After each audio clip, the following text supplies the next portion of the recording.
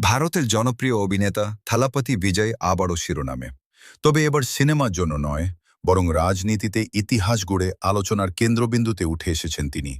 দীর্ঘদিন ধরেই গুঞ্জন চলছিল রাজনীতিতে বড় কিছু করতে যাচ্ছেন থালাপতি বিজয়। অবশেষে সেই জল্পনার অবসান ঘটিয়ে তামিলনাড়ুর নতুন মুখ্যমন্ত্রী হিসেবে শপথ নিয়েছেন এই জনপ্রিয় অভিনেতা।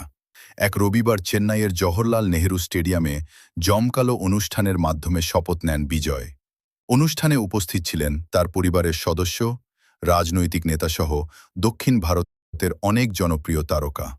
জানা গেছে বিজয়ের দল তামিলাগা ভেট্রি কাজাগাম বা টিভিকে এবারের নির্বাচনে বড় চমক দেখিয়েছে।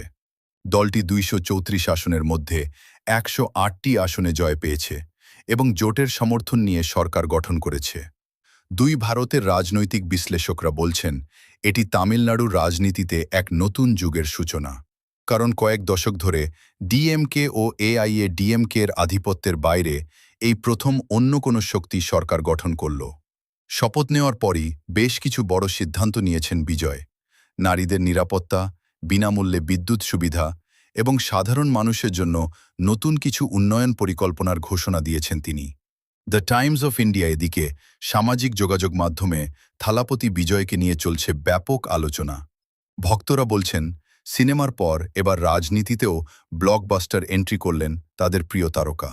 একসময় যিনি সিনেমার পর্দায় নায়ক ছিলেন, এখন তিনি বাস্তব জীবনের নেতা।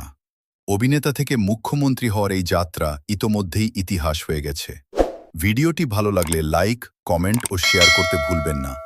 আর এমন গুরুত্বপূর্ণ খবর সবার আগে পেতে এখনই সাবস্ক্রাইব করুন আমাদের চ্যানেল।